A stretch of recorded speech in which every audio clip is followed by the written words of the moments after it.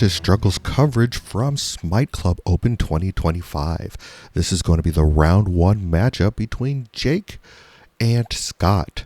Scott will be playing the basically Bad Batch list here. He's playing Hunter with Wrecker and Tekko, along with Kit Fisto, Crosshair, and the 212 Clone Troopers, really diving into those Bad Batch synergies and playing into that. The next list is Jake's, where he's kind of leaning a lot more into that Obi synergy that we see, running Obi with Rex and the Republic clones, along with Kit Fisto and Fixer and 212. The nice thing about this list here is a lot of what the secondaries are doing for you. Moving clone troopers, moving potentially primaries. A lot of movement in this list, a lot of things to get there. You have a lot of that coordinated fire going on as well. So it is a very, very interesting list. As mentioned, this is definitely the first round of Smite Club Open, so we're definitely going to be doing some fun stuff here. So let's go ahead and jump into the matchup. And jumping into our match here, it looks like we are going to be on Never Tell Me the Odds. Scott did win priority, and we are going to have the X. All right, and looking at deployment, it looks like Scott didn't quite get himself deployed where he was going to be within range 2 of those back 2 points. Jake was within the range 2 of those back 2 points, so he's going to start out having those 2 points made available to him. We are going to look at starting with Crosshair, it looks like. Unfortunately, Scott is going to have a little bit of an uphill battle, so I think he's just going to go forward with all the additional movement. Going with Crosshair, he's not going to be able to get an attack on his first activation of Crosshair if he is going with him first, because he's just not going to be able to get far enough forward to get a hit out there. So we are going to... Looks like he's going to start with doing the trick shot into Rex, doing 1 damage onto him, and then just a move action onto that center point. Probably just going to go ahead and take cover from here, just to sit there and get that extra hunker token since he's kind of out in the open there, where Crosshair definitely does not like to be. So just taking 1 point and then sending it back over to just back over to Jake. Jake looks at his next activation. This is definitely going to be Rex. Rex is a solid starting character, of course, here. He is going to be able to start with that get a move on soldier ability where he is able to make a dash, and to any Galactic Republic character can make a dash and get a hunker. Ideally, he would probably do this to himself here. So let's take a look at what his options are. Oh, no, he is going to go ahead and do that with, looks like Kit Fisto, get him up on that point as well. Getting him a hunker, a solid thing that you always want to do with your units in a Kenobi build, to have those hunkers for anything else. Now he's going to use the defensive maneuver on Rex. And here's really the key of why he wants to do that. He can use his Bring It On Clanker ability on himself, because he is an ally to himself. Healing 1, and that would get rid of that damage that Crosshair put on him with Crosshair's first activation. Not having the ability to probably move and shoot, he's just not going to be able to really get up there. So he is going to go ahead and take cover, giving him a second hunker token. Now he's looking at probably making a climb to just get up onto that point up there. So climbing up on top, gets within 2 of that objective on the center. And that will go ahead and give him 3 points. And of course, scoring the 3. Definitely a very good first activation for Jake. Now going back, we're going to have the Shatter Point. And look at where he's going to go with the Shatter Point. That's definitely something he is going to try and decide the best unit to go with. Mulling over the options, he's got a couple of different ways he can go, but it looks like he's going to go with Hunter here. So Hunter is going to allow him to move a clone trooper so that he can go ahead and do a dash, or if they're a Bad Batch, they can do a full advance. So he is going to take looks like Echo there and move Echo up onto that point. So now he has secured those 2 objectives on his side of the board. So that's definitely a smart move there to get back onto those, to at least get that 1 point. Now a move action by Hunter, kind of just putting him straight up the board. Definitely a solid way to go as well. Not sure if he's got enough movement here to actually maybe do that dash and 5 dice attack, because I don't think he's going to be able to get right up onto the point. So that might not be a good use of force. So I think he's just going to end up taking cover. Yeah, just end up taking cover here. Move him a little farther forward. And that is going to be that. So now we're going to go in and just move 2 back towards him. Gets a momentum from that. And here comes the next activation, Kit Fisto, right after moving him forward. Just the order deck is being really kind to Jake here in the early goings of this game, with Rex into Kit Fisto, who has already moved forward. Which Kit Fisto, with a little bit farther forward up the board, probably has the ability to go and get into Hunter or into Echo on that back point.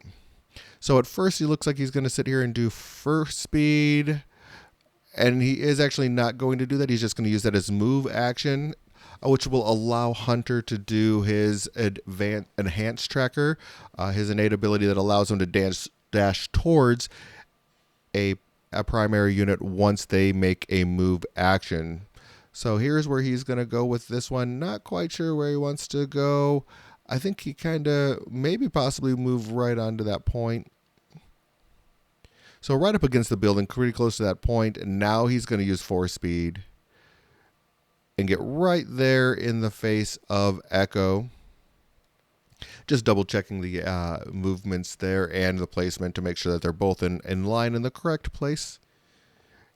And now he's in the Ataru, so he's going to go ahead and do an attack here. It's going to be a 7 dice attack into Echo. Pretty scary stuff. And 3 fails by Scott is not ideal here. He does have 2 expertise, so that it will give him another block. So just 2 blocks on 6 total successes, 2 crits, 2 hits. That's going to be 4 down the tree.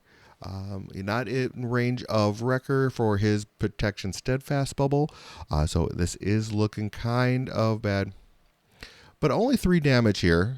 But he also does have a jump and a shove with that 4 down the tree there. And he also has 2 heals, but he doesn't have anything to really heal. But he's going to shove him twice here. So really just kind of forcing him all the way down to the board edge there. Really just moving him completely off out of the way and not wanting him to be anywhere near that point. So he is, and then he's going to follow with one of those shoves kind of just into the box, into that crate there. And then he's flipping into his more defensive stance, and then actually flips that objective, scoring 4 points, getting a really early lead going here. Sending this back over to Scout with a lot of work to do. He ends up pulling Hunter, an interesting pull here, especially after just shatter pointing him on his last activation. Not quite sure this is exactly what Scott is wanting to do, so he's going to spend some force and go ahead and reserve Hunter and just see where the next unit he draws, which is going to be Echo and Tech, which is a pretty decent unit to go ahead and try and take that point he just lost to Kit Fisto to get both of those bodies on there. So we are going to take a look at what he's going to do first. Probably is going to take his keep a low profile to start. Here's what it looks like. So a dash and gain a hunker. So, and the key here when he is going to move them, looks like he's going to probably try and stay outside of range 2 of Kit Fisto, because he does not have Obi-Wan Kenobi here. He will end up losing those hunker tokens if he decides to get within melee range of them. So he definitely wants to keep those because they do add a dice to their attacks and defensive rolls for each hunker that they have on top of the normal defense dice that they get due to their ability. So definitely wanting to make sure that he's staying out of that. And that's why they're doing a little bit of measuring here to make sure he stays out of that melee range before they go ahead and take a ranged attack into Kit Fisto. And Kit Fisto, of course, does get his one free expertise due to his innate ability that he has on a defensive attack. So here comes that. Looks like a lot of defensive dice are going to be there. So 6 expertise on the defensive side. Looks like that's going to be a solid 5 blocks for Kit Fisto. Doesn't look like there is any crits right now for Tech and Echo, which is probably not the best thing for him.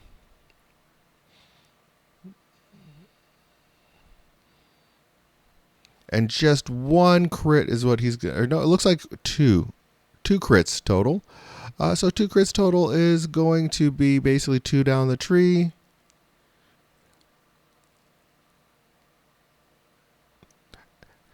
And looks like he's going to go the bottom route there. So he's going to do 2 damage and a heal. So he's going to get rid of one of those. He's going to take one of those damages off of Tech and Echo. And he's going to go back to the other attack with Tech and Echo. So their second attack going into Kit Fisto. Again, solid defense rolls here by Jake with Kit Fisto. 4 blocks before expertise.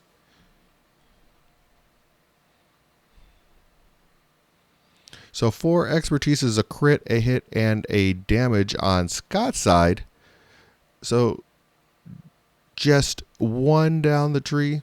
So a strain and a damage, and then 1 damage from the expertise is going to be a total of 3 damage off of this attack. So did a total of 5 damage to Kit Fisto. Not quite enough to put him down, but he is also strained. So that is something to keep in mind moving into the next round.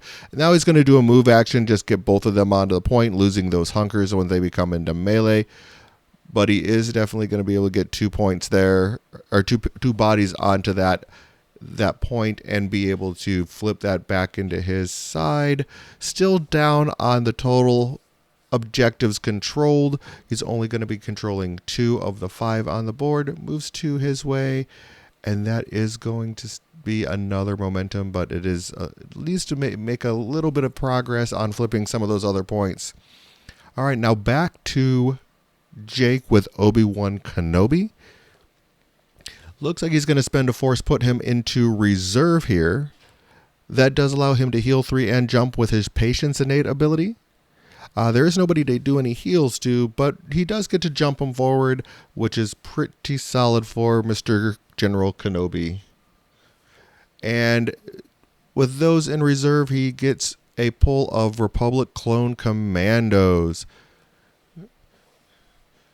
And he's going to start with defensive maneuver with the Commandos, just to dash and gain a hunker. Again, they are at this point in time outside of range 3, it looks like, to get that Clanker's ability, bring it on Clanker's ability from Rex. But they still get that hunker token that they will not lose since Obi-Wan Kenobi is on the board. Jake's just measuring out here to see if he can potentially get within range 2 of that point on the other side, get both bodies up there. Doesn't look like he's going to be able to, based off of just being able to do a full advance and probably take cover. So I don't see him taking it all the way, but he is going to start with a take cover. Grab another hunker token. So there, again, now there's going to be 2 hunker tokens on those clone Commandos. And probably just a move action here for Jake, just a matter of where he wants to move and where he wants to put these characters. Yeah, definitely outside of range 5 of Crosshair, who is on that top objective there. So not able to sit there and put an attack into him quite yet. So just going to probably look into a move action. I don't think heal doesn't make any sense here at all. So not really any reason to do that. So yeah, definitely going to moves up, kind of tucks himself next to that point, kind of protecting that point for the future. In the event that when he gets the flip for struggle 2, he has someone there. And then he's going to go ahead and move back just to kind of have that extra body on that point. Scores 3 points. Now he's going back to Scott. Scott's not in the best position here, but let's see what he gets next. And he draws his own Kit Fisto here and looking to see what he can do with him. There is quite a bit that you can do with Kit Fisto with just all of his movement. So let's see where Scott decides to go with this. Looks like he's going to start with just doing his force speed to kind of just move up the board with that one force. Again, looking to possibly be able to climb in the future, and if he can get up a little bit farther, because you definitely can't do that with force, with just a force speed. You wouldn't be able to actually convert that into a climb. And looking here, basically getting up to that center point's not going to be able to flip it. And I don't think he's going to be able to get all the way up to that the back point where Obi-Wan and Wrecker are, Obi-Wan and the Commandos aren't going to be able to take that point. And I don't believe he's going to be able to move far enough to actually get all the way to that back bottom point. So he's really kind of stuck with options. Looks like he's just going to go kind of up to between the top and middle objective on the center line, and see if he can end up pulling a point, like use him for in the future. Now, he does still have another activation, but I think so he does go ahead and have him take cover. Okay, he doesn't miss the activation. So he does go and have him take cover. And there's really nothing else that he's going to be able to do here that will have the 2 points that he's going to score. Looks like they are forgetting to move the objective token at this point in time, and they are going to go ahead and just move on. And I think they do end up catching this at the next time that they go to move the struggle tracker. But at this point, he scores 2 points, moves it back his way too, but still not, and getting a momentum off of that, just not getting him there. So goes back to Scott. He draws goes back to Jake here. Draws his Shatterpoint card. He's looking to see if he's going to be able, because he's looking to see if he can get Obi-Wan all the way up there before he draws a Shatterpoint card. But he decides to go and draw, gets a Shatterpoint card, doesn't work out for the Obi-Wan to get all the way to that point up there and maybe make an attack. So instead he decides to go with Rex, and he gives that dash and hunker to Obi-Wan, which is a pretty solid move here. Gets him farther up the board, gets him ready to where he can go ahead and attack another point once he gets up into that point. He did lose both of his hunkers that he had on him because it was the start of his next activation. So he is going to go ahead and take cover just to get a hunker token back on him for the ability to heal and dash off of the Obi-Wan identity once he decides to do that, if he decides to do that in the future. And then basically for his second action, looks like he's probably going to try and put an attack in somewhere because he doesn't really have to move anywhere. He's already contesting a point. Looks like he's lining up into Crosshair at that top objective there. He changes that up and actually is going to go into Kit Fisto down at the bottom here. So with Kit Fisto being a little bit there, so he's able to use coordinated fire damage from the clone commando that is back by that back objective, because he does have line of sight and is within range 5. So goes ahead and puts that on 1 damage onto him to start. And here comes the attack roll. He has he has his hunker token, but not cover here in this particular situation. And here, because he does have the 1 hunker token, it is not engaged with anyone at this point in time. But 7 dice from Rex. We do have 4 fails, 2 crits. He does have that 1 extra expertise that comes, so he blocks 4. So all the hits go away, and just 2 crits going through. Looking at he's going to go the top route. Jake's going to go the top route with Rex, basically just doing 4 additional damage on there. So 1 from the critical, or 1 from the coordinated fire, 4 from the tree, for a total of 5 damage going on to Kit Fisto here. So no wounds yet in the game or anything along those lines, but Jake is looking in a very strong position here, still maintaining all 3 of those points from the entire struggle. So we look here, they realize they did not move the struggle token, and so they went forward 2, would have got a momentum, and then 2 back towards Jake. Basically, this is Jake's, should be Jake's in the next activation, unless by some way Scott's able to maybe take 2 points here. So it's really going to be, maybe he would have to take at least 2, if not 3. Unfortunately, the draw is the 212. The 212 aren't really in a decent position to flip multiple points at this point in time, seeing how they are still back in the deployment area. So Scott's kind of just looking at both of the where he's at and what he can do. And just they're basically kind of just trying to determine the heights of each one of these two units. They can shoot over them because they are not higher than range 2, so they can move through them, shoot over them, and everything along those lines. So they just wanted to make sure that that wasn't going to be something that would prevent any type of shooting, since he does have Kit Fisto. Jakes has his Kit Fisto down next to that barricade down there.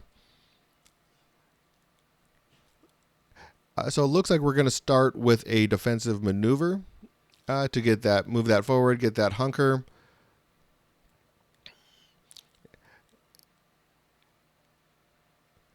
And now the next thing is they're going to decide whether he wants to make a move action or go and just go in and attack straight into somebody.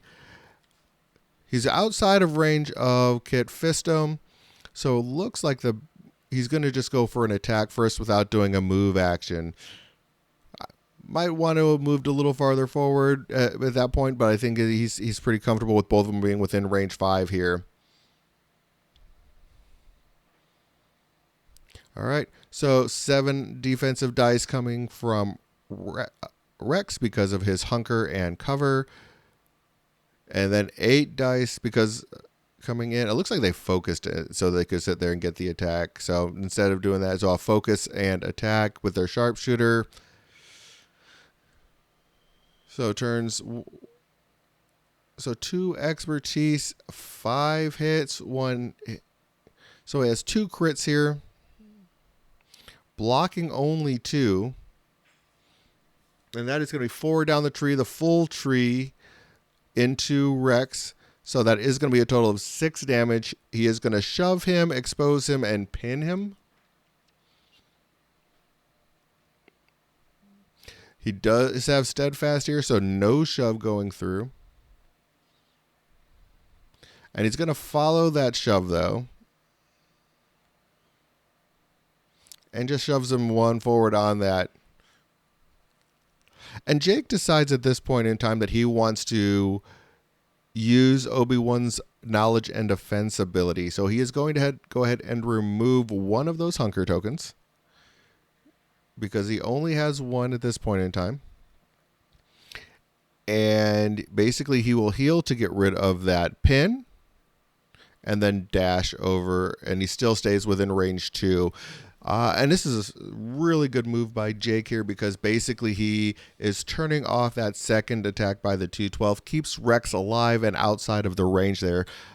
Really high move here, but a great move by Jake to kind of just turn off that second attack by Scott. Scott is only going to score the 2 points. Jake basically needs to flip over his next card and will basically win. It's really a matter of what he wants to do with this next activation. So he pulls Fixer. Fixer does have his ability where he can give somebody, what he likes to do is give him some back day. He's going to go ahead and basically allow someone to heal and dash, and then he's going to sit there and see who he wants to give this to right now. So another great ability. A lot of out of activation movement coming from the secondaries in this list between Rex and Fixer, both of them being able to give a dash, one giving a hunker, one giving a heal. So he's going to do that with Rex. He's basically going to get rid of now that expose and then dash him. So now all of those conditions that were on Rex are gone. He dashes to this ladder over here and basically climbs up, not necessarily on a point, but he doesn't need to be on a point at this point in time. But Rex is now in a more ideal location for going forward in this particular matchup. And again, Fixer doesn't need to do a lot here with this. He just has to sit there and maybe get himself into a better position for future in the event that they want to use Fixer's dice that he gets from his ability to add an additional dice for each delta. Granted, there's only 1 delta in this, but definitely moving him into a position to where he can use that ability. So we're going to just start with a take cover. And then probably just a move action, because there's really not a target to shoot. But he does get that hunker so that he is able to use knowledge and defense in the future. and then just moves them up and again gets up to the ladder. So both of the secondaries now are up on that elevated point just below center of the center objective. So they're both up there, kind of able to do what they need to from the middle of the board, which is fantastic for both of them. All right, that will basically go.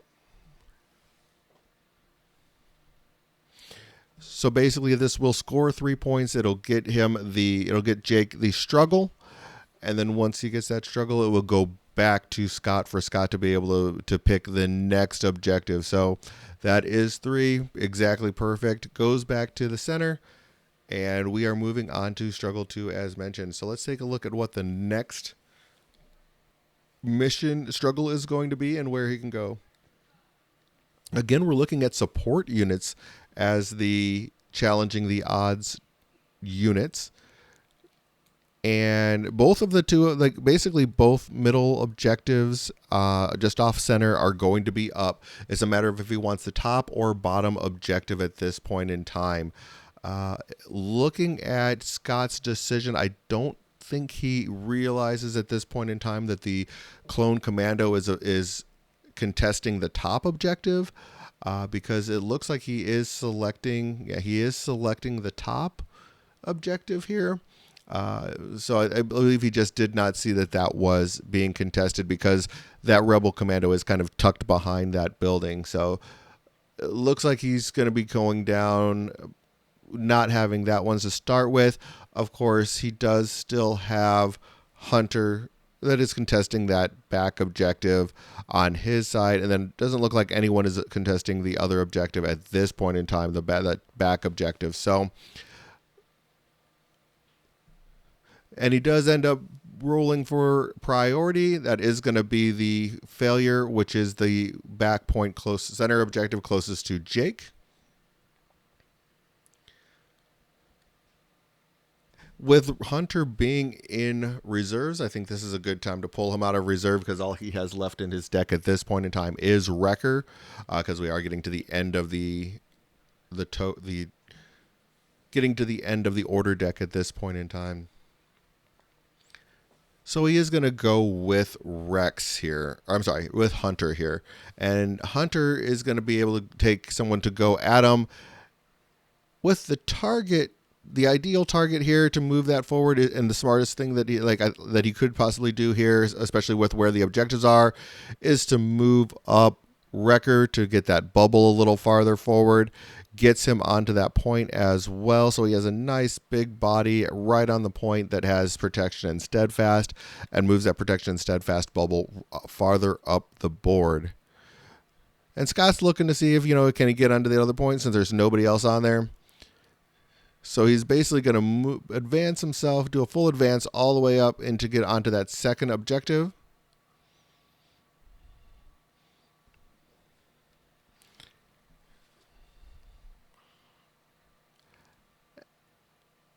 And then just taking a look to see if he wants to do any type of attack or take cover. So decides not to do striking distance, because he doesn't want to go off of the point. So he definitely wants to stay on that point to score those at least 3 points that he's going to get. So he decides just to take cover and just go right into the wall there. So just taking cover to sit there and get right up against the building there. And that'll score 3 points. And at this point in time, Scott now realizes there was somebody on that commando was down there, and he was securing that bottom point. So scores 3, and moving on to Jake's first activation of the second struggle. Jake draws his own 2/12. 2/12 are going to have a pretty good target now, even though they're still back in the deployment area. They do have Hunter right there on that objective, so they definitely can move forward to take that. So they are going to start with a defensive maneuver right into, and it looks like they're going to probably try and stay right outside of range 2 of Hunter, so they don't have to worry about getting into a melee with him. So they are going to focus so they can go ahead and get that sharpshooter. And put some shots into Hunter. Going to do the coordinated fire from the Commandos that are back at that back top objective. So doing 1 damage. And going to do a couple of attacks here. So starting with the 212 that's in the back. Kind of in the center, middle of the board there on the back. And basically has a hunker and cover based off of where he is in relation to the building. So quite a few dice being re-rolled. Of course, Hunter has his ability to re-roll 2 of his dice unless he's exposed, because it is hard to compete with a Jedi. Converts 1 of those to a block, so that's 3 blocks and 3 expertise. So a total of 5 blocks and 1 heal there. No crits at all, so nothing going through with the 212 on that attack. So going to the second attack, again rolling 8 dice total from them. And then he's going to use Fixer's ability to string them along and mop them up to add 1 more dice. So this one will be a total of 9 dice going into Hunter, trying to get that full tree if at all possible. And again, Hunter is a hard target to really put damage into with his rerolls, and his expertise, defensive expertise, is just very, very good. So he doesn't have only having the 1 Delta Force or Delta Squad is really going to only allow for that 1 extra dice, but that is enough. But there is a lot more expertise in there. So 1 crit, 1 hit, 3 fails, 4 expertise. So a total of 7 blocks here. So it's just going to be crits going through, but 3 crits. So not all the way down the board. 2 damage, a pin, expose, and a shove is going to be pretty solid.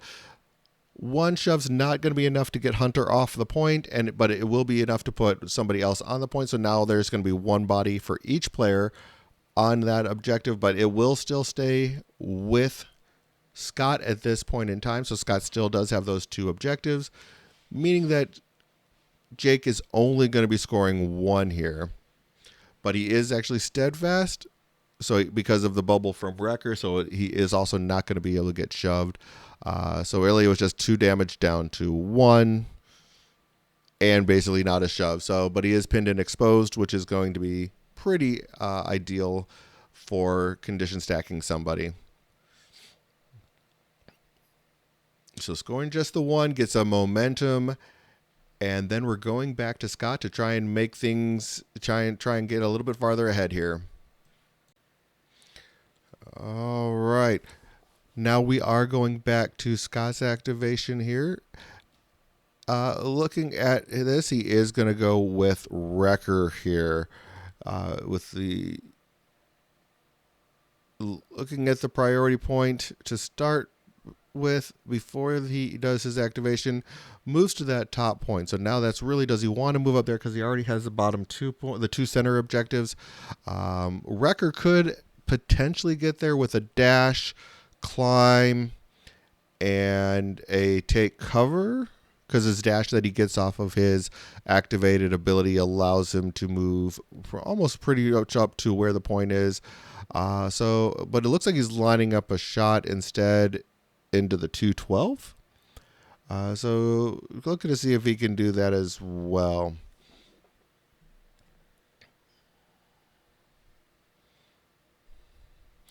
So he decides that, like, since Rex is a little hurt, he's going to probably go into Rex here. He does have his bulldoze ability, so you can definitely look into that. So it looks like he's going to choose violence with Wrecker and Omega over going for that objective on the top. So basically just kind of move him with his bulldoze ability up to the top. Nobody was within range run, so nobody to shove. And then he's going to put a 6 dice attack into Rex here. Looks like a lot of failures here. 4 fails. Can turn one of those into an expertise.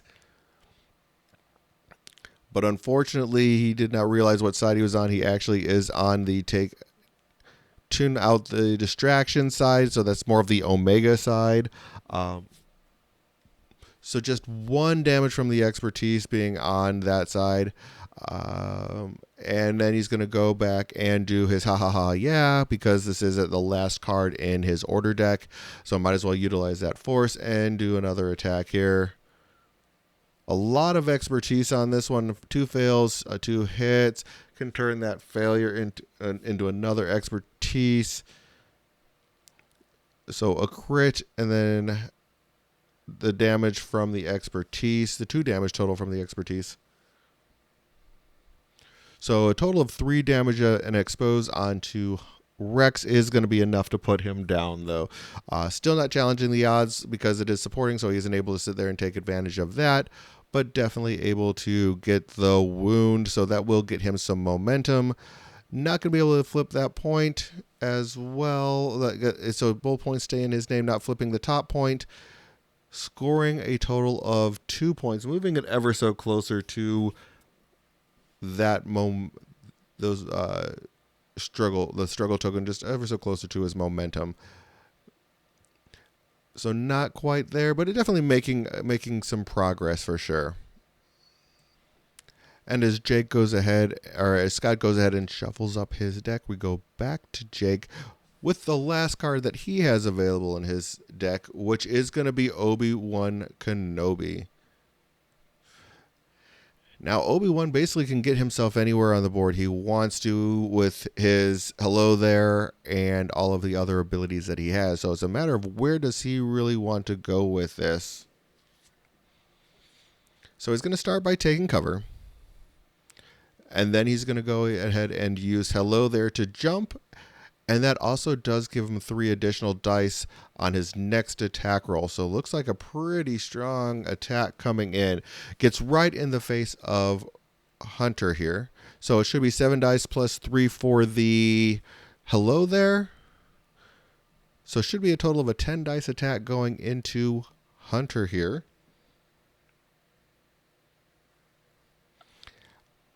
Looks like Jake may have gotten lost, a little caught up in the moment, so to speak here, because it looks like he's only rolling 7 dice, not the extra 10. So unfortunately, a little bit of a misstep there by Jake, but that's all right. I think he's still in a pretty good position here. So 2 crits, 2 fails, only two blocks going through. So it is going to be a total of 2 crits, 3 hits on Jake's side. So 3 down the tree, not exactly ideal where he wanted to be.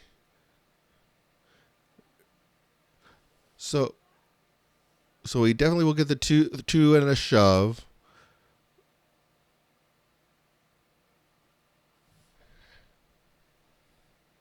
So he's going to do the 1 and the disarm, and then 2 and the expose. So a total of 5 shove, disarm, expose on Hunter there. Those 3 extra dice might have gotten him a little bit more because he was just short of doing the wound. I think he needed 1 more step down the tree in order to get the wound there. So, like I said, a little bit of a misstep by Jake there, unfortunately. But he does move it back. Gets a little bit momentum because he does end up taking that point, flipping that point back into his control. So scoring those 3 points is ideal. Going back to Scott, he has the Shatterpoint card. With the fresh deck, a lot of great options available to Scott here. On who he can utilize and everything along those lines. So really kind of trying to look at where he can go with this. Really kind of wants to put a little bit more pressure onto Jake and make sure that he's scoring as many points as possible for sure.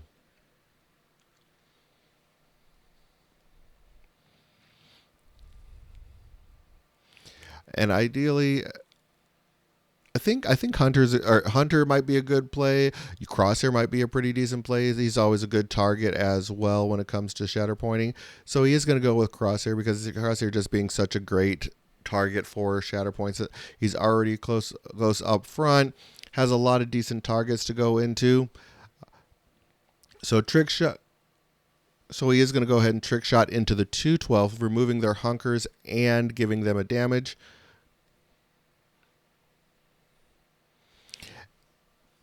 And that is one of the nice things about Crosshair going into Obi is that he does remove those momentum, or those hunker tokens, which is definitely something ideal to do. So he's going to find the shot here where he can climb and then immediately make a focus action. So he's going to just move forward, isn't going to be able to go up any elevation.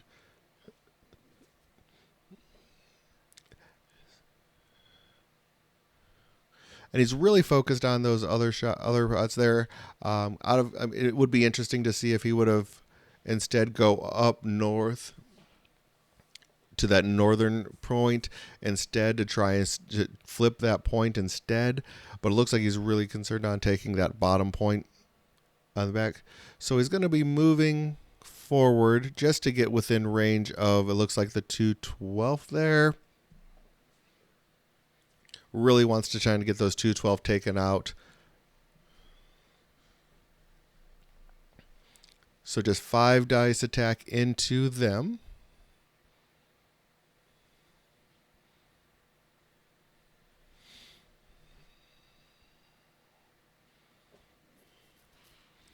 So looking here is going to be about a 10 dice attack. Multiple fails on Jake's side, of course. So 3 expertise is fantastic here. He can turn that into the 4 and just into a regular hit. So it's going to be 2 crits and a damage. Doesn't want that reposition, it looks like.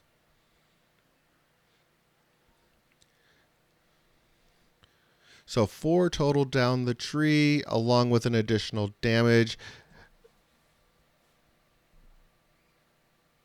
So he can do a total of 6, which is enough to put the 212th down. So 6 on the tree plus the 1 gets the 7 damage that he has because of the trick shot that he started with. So basically was able to one-shot in his activation, at least, the 212th. So momentum from that. Doesn't take that point, though. So only scores 2, moving 2 back down that. Keeping Jake in the game here a little bit. All right. And back to Jake again with Obi-Wan here as the draw. Really interesting draw here. Obi-Wan is basically right there in the center of the board. Not sure if this is exactly who he's going to want to go with, because it is... He is a really good way to end the game with what he can do. So he's going to go ahead and put him in reserve. Basically just patience, 3 heals, and jump him. So he's still going to be basically contesting that other objective. And he is going to basically get into engagement with Crosshair right here. So definitely a pretty smart move here to go ahead and put him into reserve, just saving him for later on down the road. Really what we're looking at, though, is who's his next activation, who's the next unit that he's going to be drawing, and how can he utilize that particular model. And the next draw is going to be Kit Fisto.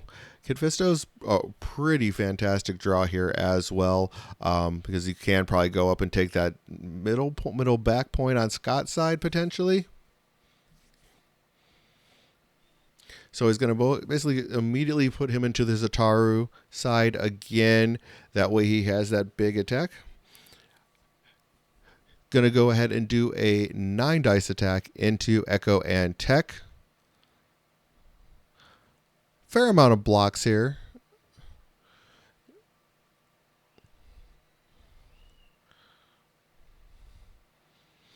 Turning those 2 expertise just into 1 block.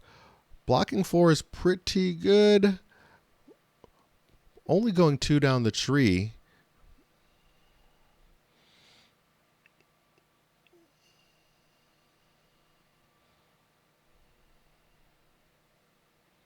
So 1 damage and expose. And then the 2 heals. Back onto Kit Fisto again. Which gets rid of his strain before the strain has a chance to go off.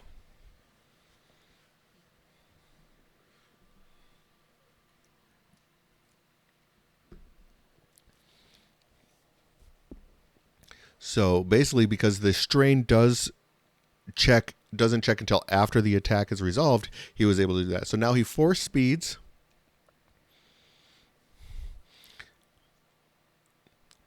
and moving up onto that center objective on Scott's side. And then he's going to go ahead and take cover here, basically getting himself a hunker token onto that point.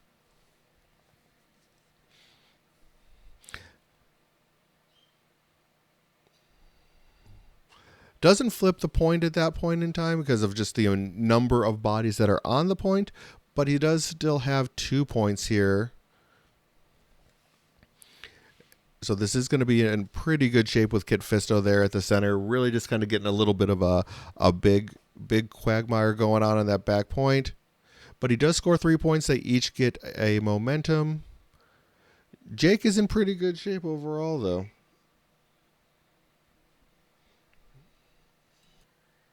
And again, we're going to go back to Scott here. Scott really needs to basically kind of challenge 2 points. I'm not sure. He draws Wrecker. I don't think Wrecker is quite exactly what he needs to take those 2 points. It looks like that's going to be someone that would ideally go into reserve to start with here, simply because he just doesn't have the ability to influence 2 points. So Scott will go ahead and put him into reserve and look for his next draw. Next draw overall is going to be the 212.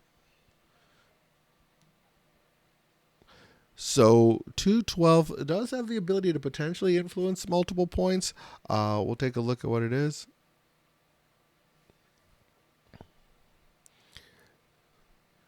So unfortunately, the 1 point that is available is going to be that top point. He is going to spend a force to defensive maneuver again. And where he moves them is really going to be kind of important. So it looks like what he's looking at is going and trying to take that point away.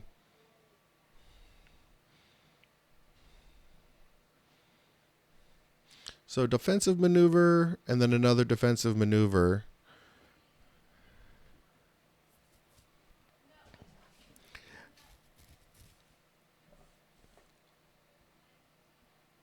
And then he moves up, and then he moves the other one.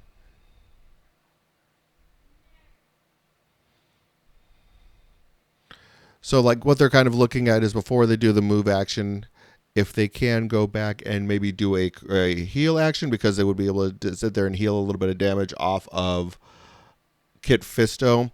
Another option that he could end up doing is maybe taking cover, and then he would be able to do a move action from there.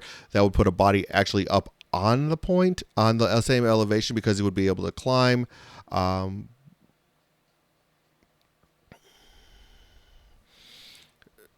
it does still put 2 points down at the bottom, at least, to overturn that. So it puts him back onto his side. But the problem being, you could now if Jake is able to put a body up on top, it will end up flipping the point back in his favor if he's able to take that. But that is going to be what they do. So flips that over, scores 3 points, and it is going to go back to Jake with 3 there. Really close to being able to score this one out here for Scott. He's looking pretty good right now. But again, Jake does have Obi-Wan in reserve that can probably do a little bit of damage if he wants to. But Jake decides to draw from the top of his deck. He does have a Shatterpoint card as well here. Lots of good targets for Shatterpoint. You have, of course, Obi-Wan if he wants to go with Obi-Wan. Kit Fisto if he wants to go with Kit Fisto again. He does have Fixer. Fixer is a tiebreaker as well. So I think that's kind of what he's going to do, is go with Fixer. He is at the bottom of the board. But he is going to give a dash to the Commando, who's going to be able to get up onto that point. And that's where I think if Scott was able to potentially climb and get up onto that point, he wouldn't end up losing this point right here. But overall, I don't think the decisions were made. I think that it isn't all that bad, but it could have been something that maybe in retrospect, I think they might have been a little bit more beneficial to him to climb up onto that point. And now he's got, what is he going to do with Fixer after he gave a little bit of back to over there to the Republic Commandos? Where does he want to go with them from here? Looks like he's going to put a shot into Hunter. Probably trying just to finally put Hunter down.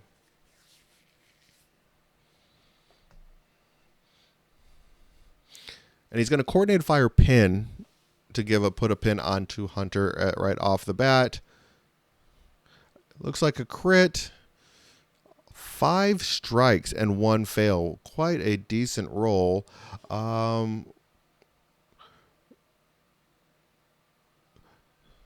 he was exposed when he did this, so those 3 expertise didn't do much. He rerolled the 2 fails, and then when he rerolls the 2 fails, the 1 expertise does now count because the exposed go away, but only 2 fails. 4 expertise, or 4 down the tree with those 2 blocks, but is going to be able to pile a little bit of damage onto.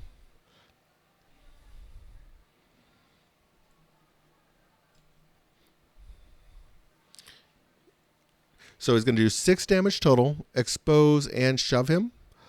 So quite a bit of damage he's putting right back onto.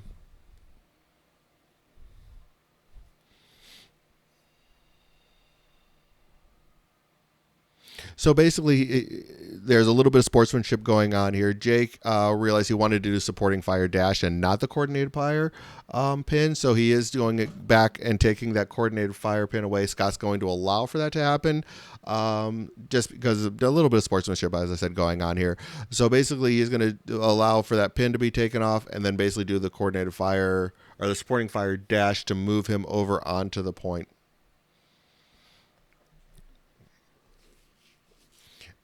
And then for his second action is going to go ahead and take cover. Now having the tiebreaker on that point, will actually have all 3 points, scoring a total of 4 points for Jake. So Jake kind of pulling it his way with all that momentum he's been gaining. Looks like he's in pretty good shape at this point in time.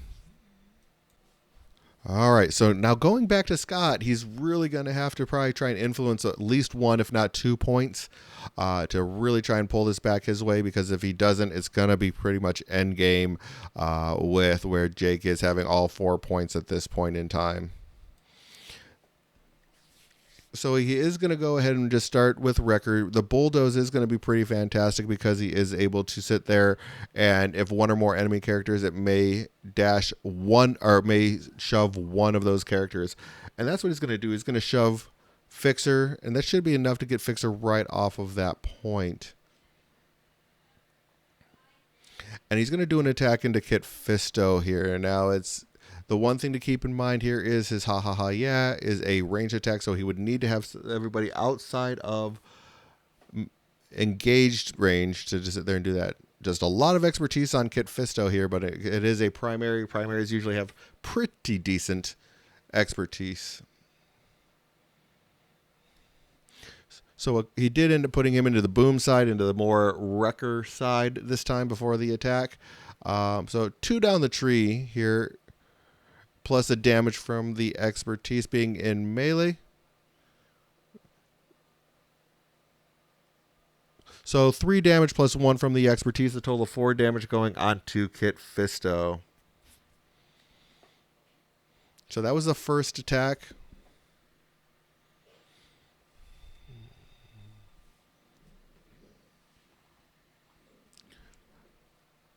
So now Kit Fisto is going to go ahead and spend his hunker so that he can go ahead and dash out of engagement range as well.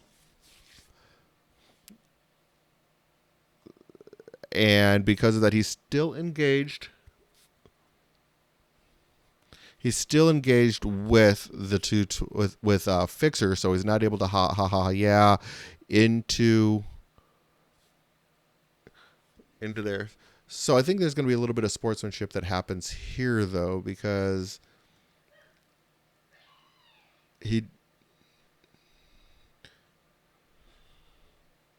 so he is within range 5 of Fisto.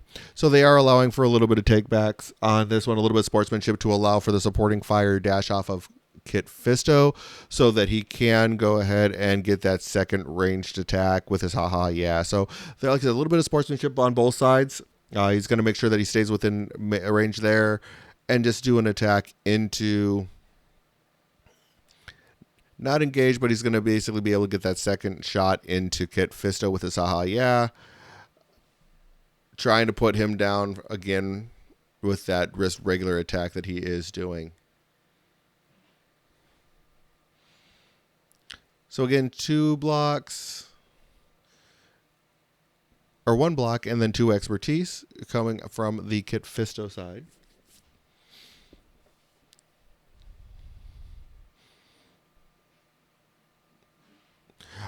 And then again, there was a little bit more sportsmanship. They realized that there was a melee attack with failures, so he's going to put 2 damage onto Wrecker after all of that. So I think there's going to be basically, again, like a lot of sportsmanship going back and forth. The first round, a little bit of first round jitters and stuff like that.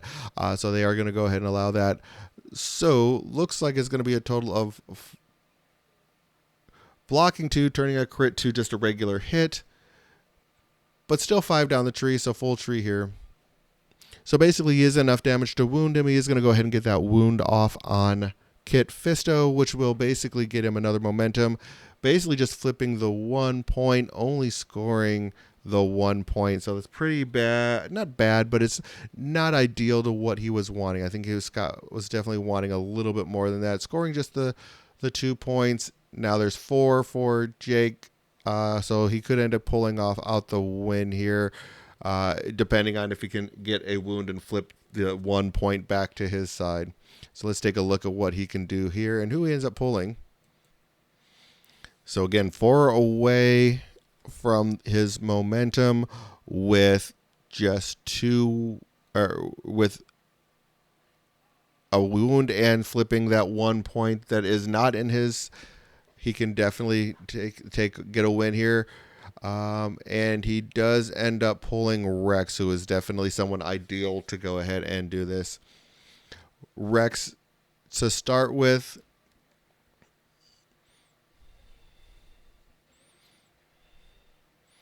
so he's looking at where his path is. So looking at where he can get the wound is the biggest thing. So Tekko's exposed, probably the easiest thing to get a wound on. Get a move on Soldier. He's going to move Fexer onto the point, who of course is a tiebreaker. He is within range 3, so bring it on Clankers can definitely happen as well. So he's going to use that heal to get that strain off of Kit Fisto. And then he's going to go ahead. And he is going to go ahead and just shoot into. So he's going to do the attack into Tekko. He does have line of sight from Fixer to give him that extra dice. So this will be a total of 8 dice because of the Fixer dice into him. So here we go back into the attack. Again, this is going to be the big one. If this attack goes off, he is able to win. 3 fails. Again, just the dice have been a little below average all game for Scott. They were exposed as well, so just 1 block going into them. That's going to be enough to full tree, which will be enough to wound them.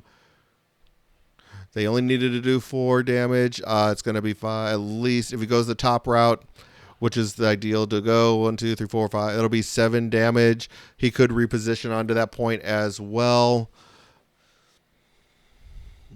So basically, shoving doesn't go anywhere, but that can reposition right onto that point just to ensure that he completely flips that point into his own way. Getting the wound, getting the momentum for the wound, scoring 4 points, basically scoring out right there, winning the game for Jake. Great game by both players. Jake played very well at the end there, definitely pulls it out fantastically. So big win by Jake there. Fantastic game. So let's go ahead and close out here. As always, I want to thank each and every one of our listeners for all of the support that you guys give us. Thanks for watching. More videos to come as we go ahead and get through all of this, all of the coverage from Smite Club Open. So again, thank you very much for watching. We appreciate each and every one of you. And have a wonderful evening.